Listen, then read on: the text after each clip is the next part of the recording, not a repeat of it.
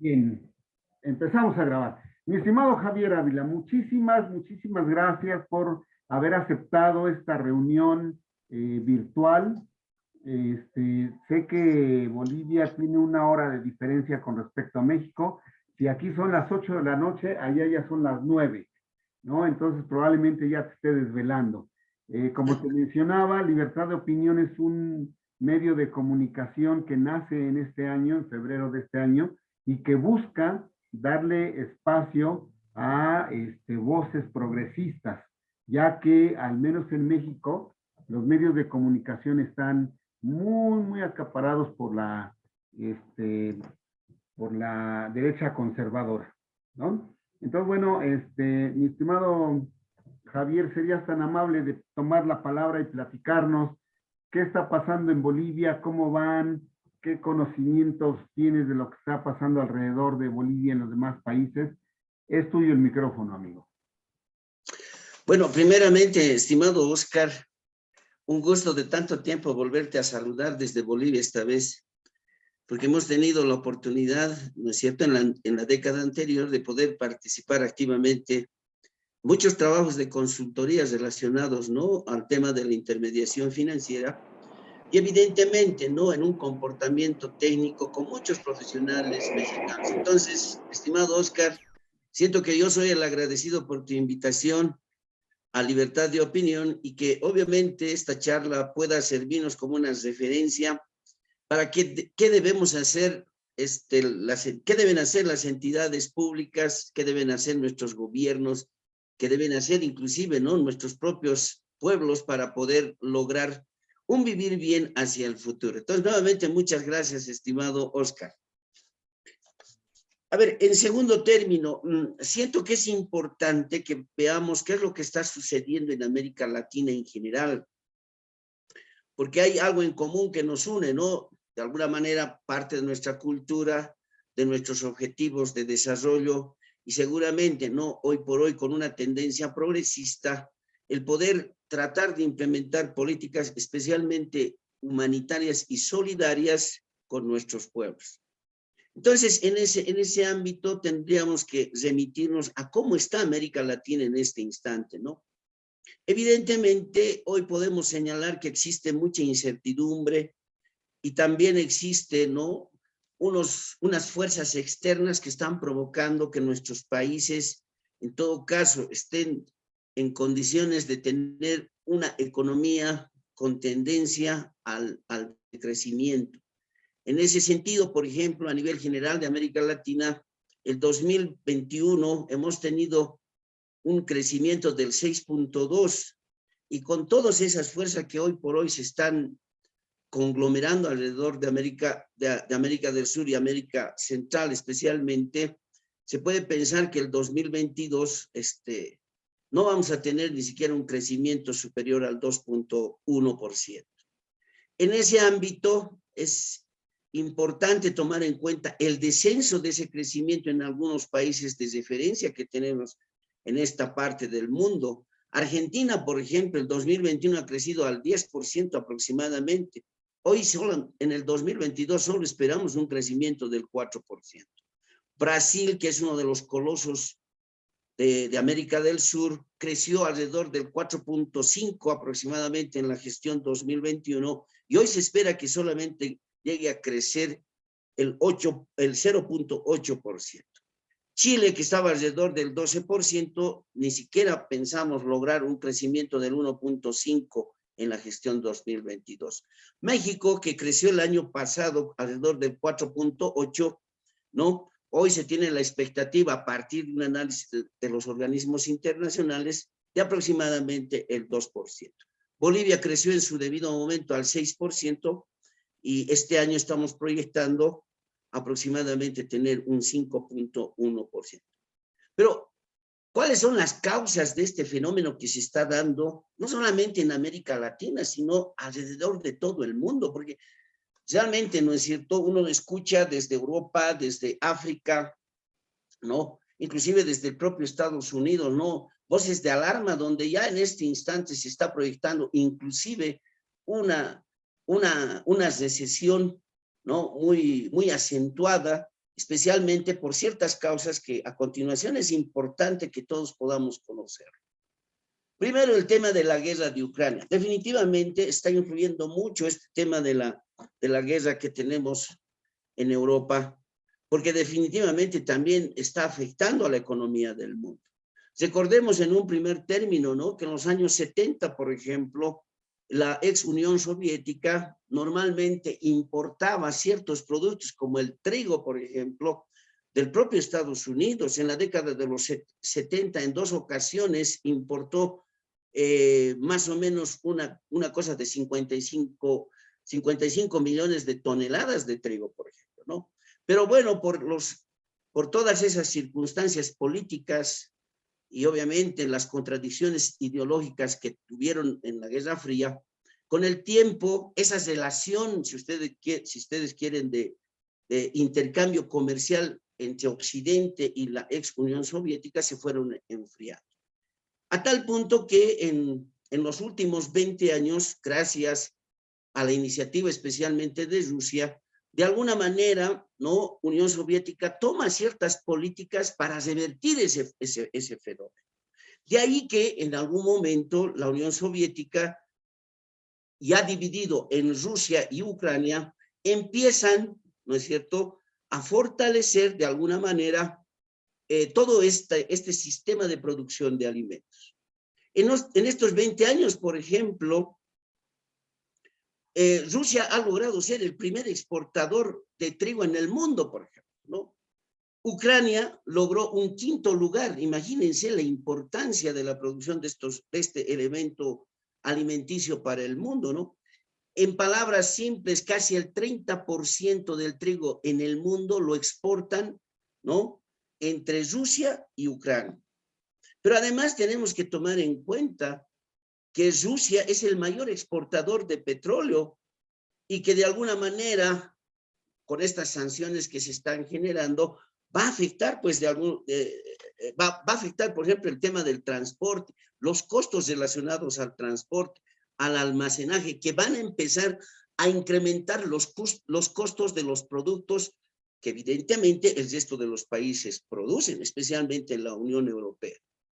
Pero además tenemos que entender, ¿no?, que Rusia también es un productor, por ejemplo, de fertilizantes, que más o menos, ¿no?, exporta el 15% a nivel mundial de todo lo que se hace a nivel global. Pero además también tenemos que tomar en cuenta entre Rusia y Ucrania, exportan el 20% del maíz al mundo y obviamente también el 75% de la exportación, ¿no?, está concentrado en los aceites del girasol. Entonces, imagínense la influencia de la guerra de Ucrania con Rusia. Definitivamente, pues, están exportando también, ¿no es cierto?, el incremento de los costos por el tema energético, pero también por el tema de los alimentos. De ahí podemos decir que en este caso, en palabras bien sencillas, que la guerra de estos 2 países, ¿no?, está exportando un incremento significativo en los productos. Pero además, ¿no?, tenemos que entender un segundo elemento, ¿no?, que después de la guerra con Ucrania empiezan a generarse ciertas sanciones, ¿no?, del occidente hacia Rusia, que de alguna manera tienen especialmente el objetivo de detener, ¿no es cierto?, entre comillas, la invasión a Ucrania, dañar la economía y el comercio y el sistema financiero de Rusia. E inclusive podemos señalar que se busca principalmente empujar, entre comillas también, a una recesión de Rusia. Bueno, pero la idea es castigarle, ¿no es cierto?, al que ha invadido un país, entre comillas, ¿no? Entonces, de esa manera vienen estas sanciones, dentro de los cuales están, por ejemplo, ¿no?, el congelamiento de los activos financieros del Banco Central ruso, que más o menos son aproximadamente 630.000 millones de dólares. Imagínense la gran cantidad de dinero que se va a inmovilizar y que evidentemente también le va a afectar a la economía de Rusia. El tema de la negociación, en qué moneda se va a pagar, por ejemplo, el gas que exporta, ¿no es cierto?, a la Unión Europea, Rusia, que ellos lo han decidido que debe ser en rublos y no en dólares americanos. ¿no? Entonces, eso está precipitando, inclusive que se vaya cortando, ¿no?, la dotación de gas a toda la Unión Europea, ¿no? Entonces, ¿qué va a suceder? Otro segundo golpe. Va a lograr de que el costo por los energéticos nuevamente se presione para que siga incrementándose.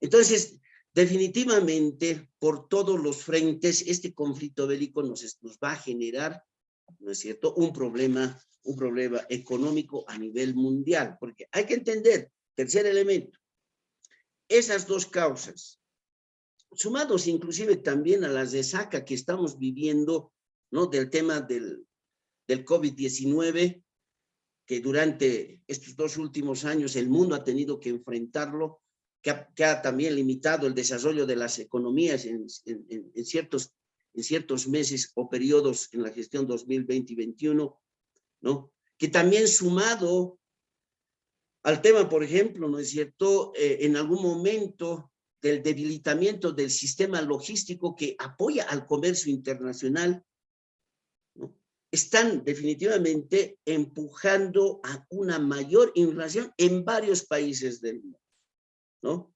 Entonces, a nivel mundial podemos decir, estimados colegas, ¿no?, de los 10 países que tienen, ¿no?, la inflación más alta, ojo, 3 están en América Latina.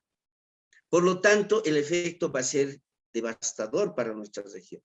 Pero, vuelvo a reiterar, hay que comprender que esta inflación no viene por el tema de la demanda, no viene por la emisión inorgánica, por ejemplo, de los billetes o de las monedas en nuestros países. Principalmente viene por el incremento de los precios de los alimentos, por el incremento del uso industrial de los energéticos, que está incrementando los costos de producción y, por supuesto, los productores lo están transfiriendo a los consumidores. Por lo tanto, se desequilibra la oferta y la demanda, y ahí vemos el tema de que los precios se van incrementando significativamente en muchos países. Para darles una referencia, ¿no?, en Estados Unidos tenemos una inflación, la mayor en los últimos 40 años, que muchos expertos, ¿no?, en el país del norte están señalando que es el inicio, ¿no?, de una etapa recesiva muy importante, ¿no?, especialmente porque la Fed de Estados Unidos quiere de alguna manera administrar esta inflación, principalmente incrementando las tasas de interés, ¿no?, para los agentes productores.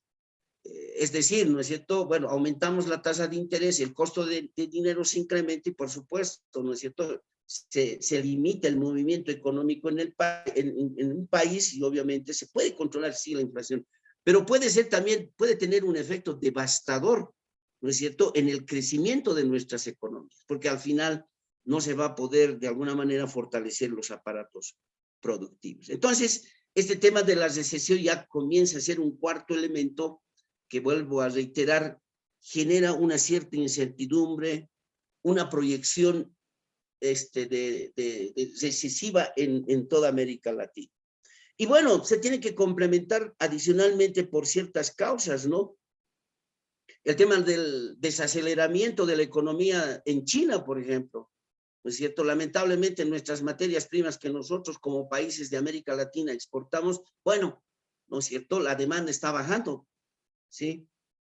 El tema de las condiciones financieras, hoy por hoy, ¿no?, el costo del dinero se está incrementando significativamente, y eso puede provocar, ¿no?, un movimiento de capitales golondrina entre América Latina, África y, por supuesto, tal vez Europa. Entonces, en ese sentido, creo que tenemos que ser en nuestros países, ¿no?, tenemos que implementar políticas y estrategias económicas que nos permitan amortiguar de una manera novedosa, no tradicional, para que el efecto en nuestros pueblos, evidentemente, no sean tan dramáticos, porque esto puede permitir, lamentablemente, el incremento de la pobreza, puede permitir también, ¿no es cierto?, que mucha clase media se convierta en pobre moderado, etcétera, etcétera. Entonces, en ese ámbito podríamos tener, digamos, un primer análisis general de cómo está en realidad la economía en América Latina y cuáles son sus proyecciones. Y coincido contigo, mi estimado Javier. Déjame darle la bienvenida a Paola Cuellar, Michael Pinto, Hernán Rodríguez y Rami, que están acompañándonos. Y si alguien quiere hacer uso de la palabra, en la parte de abajo hay un icono que dice reacciones. Ahí hay una opción de levantar la mano para que les demos la palabra. Y te decía, mi estimado Javier, coincido contigo, el mayor problema es externo. De hecho, venimos de una pandemia que también nos afectó, pero afortunadamente veo en nuestros países, en Bolivia y en México, gobiernos que han salido de la sociedad y que han dejado de lado el modelo neoliberal que buscaba rescatar primero a los grandes capitales, a los empresarios, ¿verdad? Con la idea de que si llovía arriba, ¿no? Se llenaba el agua arriba, la riqueza iba a caer a los de abajo. Y ahora, al menos en México, hay una inversión social muy fuerte con el lema de primero los pobres. Se han creado apoyos que aquí han sido muy criticados por la derecha, ¿verdad? Apoyos para las personas de la tercera edad, los que cumplen 65 años en adelante, tienen una pensión. Esto es maravilloso porque este diciembre, por ejemplo, yo imaginé cuánta gente que no tenía derecho a pasar una Navidad más o menos cordial, ahora la tuvo con este apoyo a estudiantes de escuelas públicas, en la Ciudad de México apoyos a madres solteras, apoyos para la gente del campo, para el programa de Sembrando Vida, etcétera, etcétera, ¿no? ¿Cuáles las acciones que están tomando allá en Bolivia, estimado Javier? Bueno, a ver, Oscar, a ver, es importante tomar en cuenta que Latinoamérica a nivel político está viviendo nuevos aires de cambio.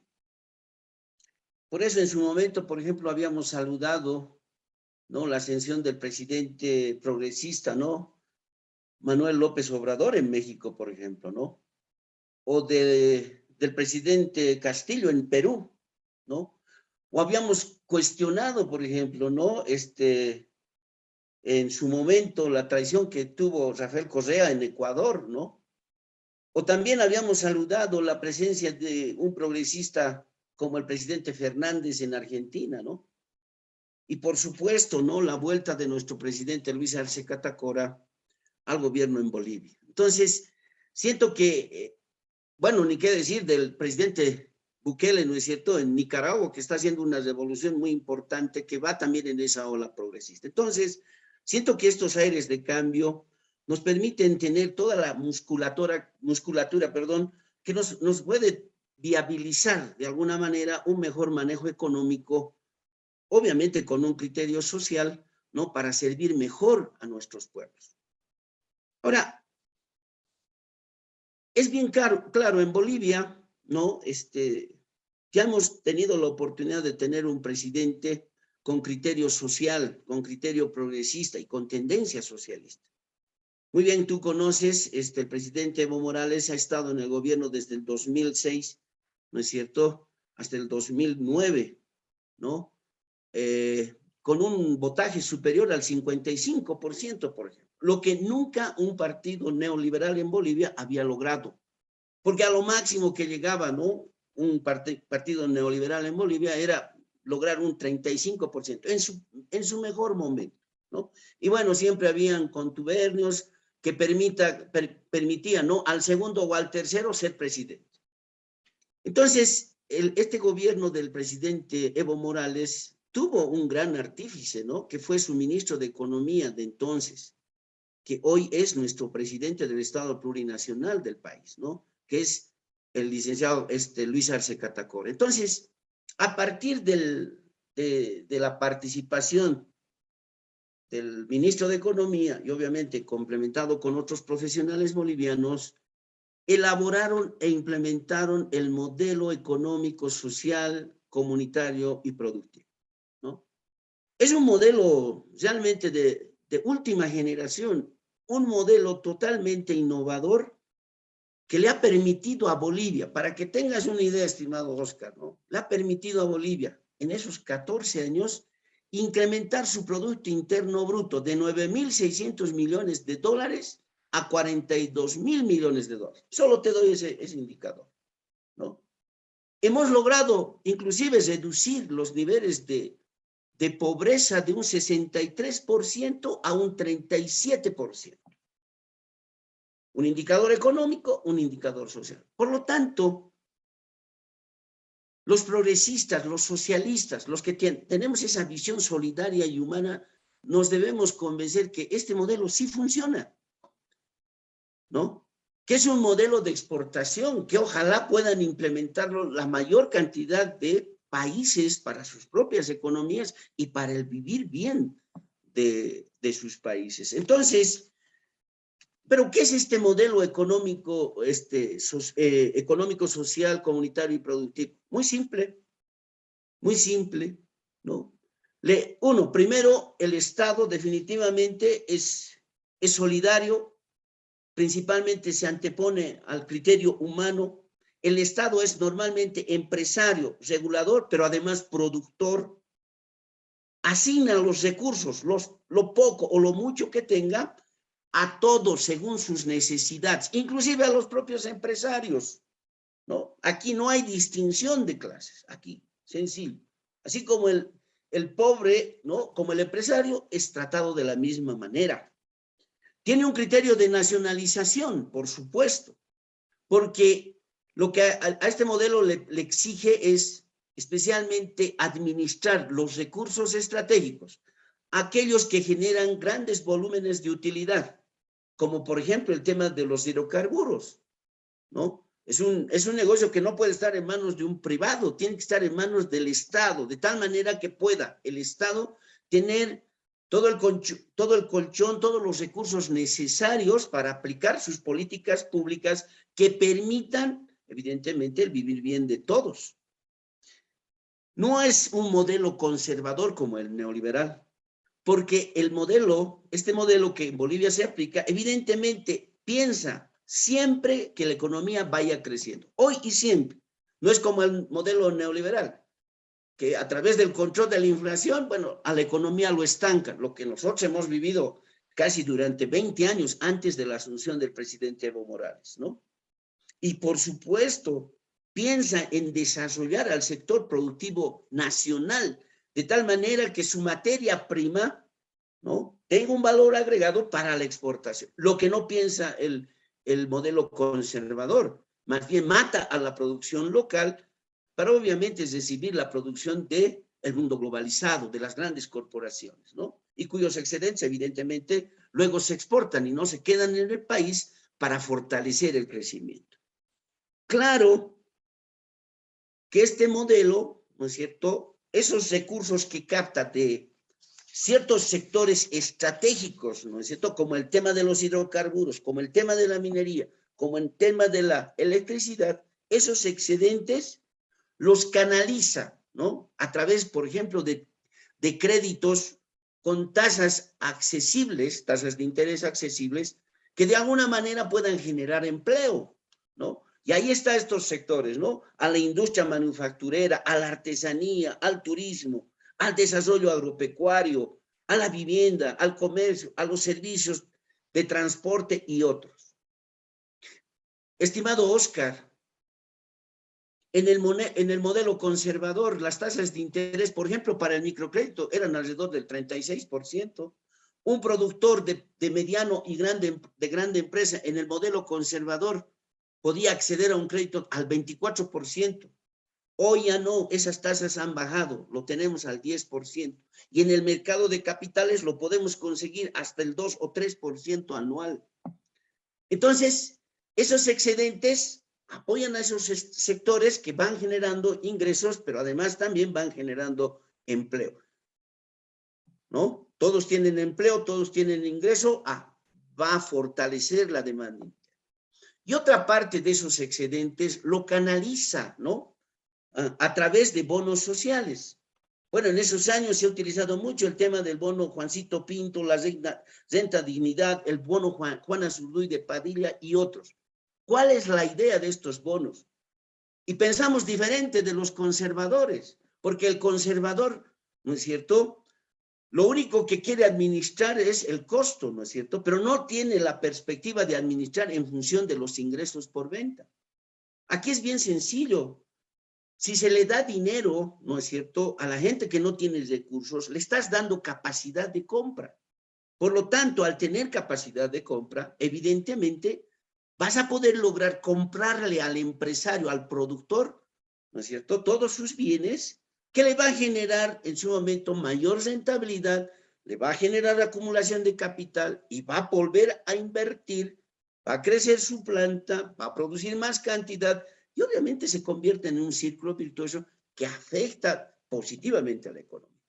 Por lo tanto, estimado Oscar, ese es el modelo que evidentemente se cortó en el 2019 con un golpe de Estado, ¿sí? Y que obviamente no hemos tenido una pausa, ¿no?, durante un año aproximadamente, donde se volvió a utilizar ese modelo conservador, ¿no?, ese modelo neoliberal, ¿no? A ver, para que tengas una idea, las reservas internacionales en un año, 1.500 han descendido, pero yo no he visto y nadie ha visto un puente, un hospital, una carretera nueva.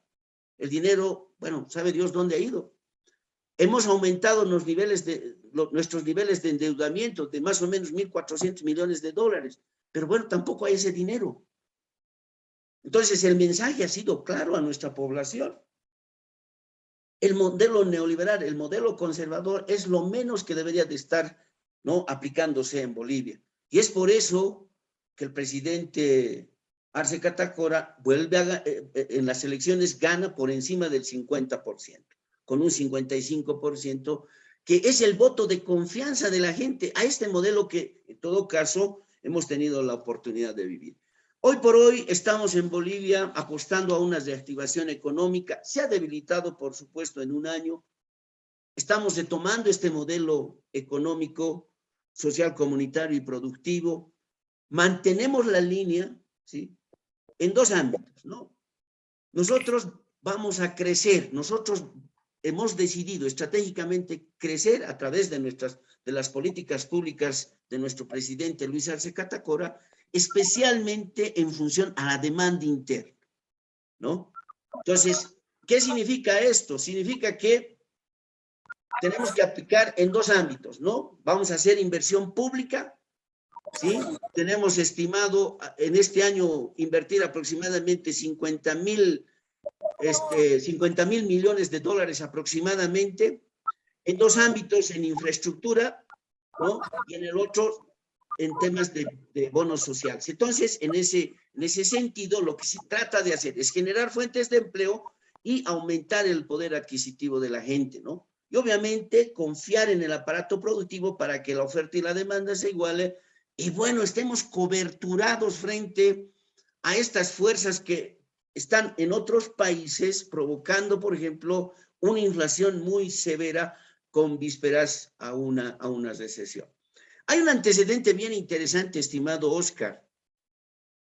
El 2009 nosotros apostábamos, ¿no?, que la crisis financiera y económica que estaba viviendo también el mundo gracias a la crisis, ¿no?, inmobiliaria de los Estados Unidos, nosotros decíamos con claridad que el país estaba blindado para soportar esa crisis, ¿no? Y era el modelo que estábamos aplicando en ese entonces. Si tú más no te recuerdas, en esos años igual se perdía fuentes de empleo, la inflación estaba galopante, las economías se habían estancado, estaban entrando a un periodo recesivo. Yo me acuerdo, venía con frecuencia en esos años a México, ¿no? En el avión toda la gente, ¿no?, que estaba de paso entre países, decía, no sé si voy a volver porque tal vez me van a despedir. Éramos 50 en una empresa portuaria de Chile, me decían, no, éramos 50, a la mitad ya los han retirado la anterior semana. O sea, había una crisis tremenda en esos años. Y yo lo decía con toda claridad en el Instituto de Investigaciones en Ciencias Administrativas, en el ICA, en el 2009. a principios de año. Cuando en esas épocas también nuestros famosos, ¿no?, detractores que tenemos en todos los países, ¿no ven? Los periodistas, los analistas económicos, soñaban que iba a entrar a Bolivia esa crisis. Nosotros decíamos, por el modelo mismo, era imposible que entre, porque nuestro crecimiento, ¿no es cierto?, no estaba endosado al mercado internacional, estaba endosado al mercado interno. Para que tengas una idea, estimado Oscar, ¿no? Hoy la bolivianización supera el 95%. Por eso Bolivia puede aplicar con mucha más facilidad políticas monetarias, lo que muchas veces no pueden hacerlo los países que tienen modelos conservadores, porque, bueno, utilizan más una moneda extranjera como el dólar que les limita, por ejemplo, en aplicar esta forma, por ejemplo, de amortiguar o de minimizar el tema de la inflación, ¿no? Entonces, en ese año ya hemos tenido una primera experiencia que el modelo nuestro va a proteger, tiene una coraza, ¿no es cierto?, para que esos efectos devastadores no tengan. Por eso, mira, estimado Oscar, en este trimestre, por ejemplo, no hemos tenido un incremento significativo del índice de precios al consumidor. Entre febrero y marzo, más bien han caído los precios en 0.1%. Entonces, se tiene una proyección en Bolivia, evidentemente, con una expectativa todavía moderada en este instante, que nos permite decir que el efecto no va a ser contundente, ¿no? Pero bueno, esa es la experiencia en Bolivia. Perdón, Javier, Adelante. sí.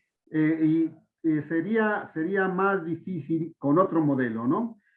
Mi estimado Javier, el tiempo ha avanzado, tenemos 5 minutos. Quisiera aprovechar nuestro enlace para que en 5 minutos despidieras el programa dándonos un mensaje desde Bolivia, mi estimado Javier. Bueno, a todos los hermanos de México, a todos los colegas con los cuales he tenido la oportunidad de trabajar, primero un saludo cordial. Segundo, siento que los pueblos en este instante debemos unirnos, debemos trabajar, ¿no?, en la integración latinoamericana, mucho más con esta nueva ola progresista que se está dando en América Latina. Debemos compartir nuestras experiencias en políticas públicas de tal manera que podamos garantizar el vivir bien de todos, sin exclusión alguna, ¿no? Deberíamos de alguna manera también intercambiar, ¿no es cierto?, nuestros recursos, muchos o escasos que tengamos, de tal manera que los costos financieros no se incrementen significativamente, que debemos apostar al mercado interno, que debemos ser muy fuertes para resistir esos embates, muchas veces de la prensa mediática, que distorsiona totalmente la realidad, que la mentira lo vuelve verdad, la verdad es mentira. Nosotros también vivimos en Bolivia esas olas, que de alguna manera también, ¿no es cierto?, podamos compartir nuestra propia cultura, que también es otra forma de fortalecer el vivir bien de nuestros pueblos. Entonces, en ese ámbito, pues, Oscar, un saludo cordial más bien desde Bolivia, siempre para servirles e intercambiar experiencias que en Bolivia tenemos, que pueden ser de Forexport para el mundo. Pues amigo, muchísimas gracias. Quiero agradecer a todos los que se conectaron. Campos Miriam, Regina Capqui, Rami, Hernán Rodríguez, Richard Sui Generis, Fernando, Michael Pinto y Caterín Miset Terán. Y bueno, yo espero, mi estimado Javier, que esta no sea la última, que sea la primera vez en la que podemos intercambiar puntos de vista. A nosotros nos interesa mucho. Tengo una intervención rápidamente. Michael Pinto, adelante, por favor. Nada más activa tu micrófono, Michael, para que puedas darnos. A ver. Bueno.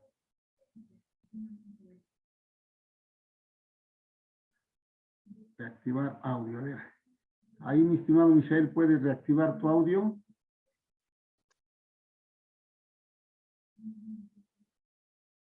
Bueno, parece que no pudo. Hola, hola. Adelante, Michael. ¿Pueden escucharme? Sí, te escuchamos muy bien. Gracias. Muchas gracias por la confirmación del audio de retorno. Un gusto poder conversar con usted, Oscar. Un saludo hasta el país hermano de México. Un saludo al licenciado Javier Ávila Vera, quien ha dado una exposición bastante interesante con todos estos temas que se han abordado en esta entrevista. Y bueno, es muy grato poder recibir toda esta información, poder apreciar todos estos contenidos entre hermanos países que vamos de la mano de una línea, ¿no?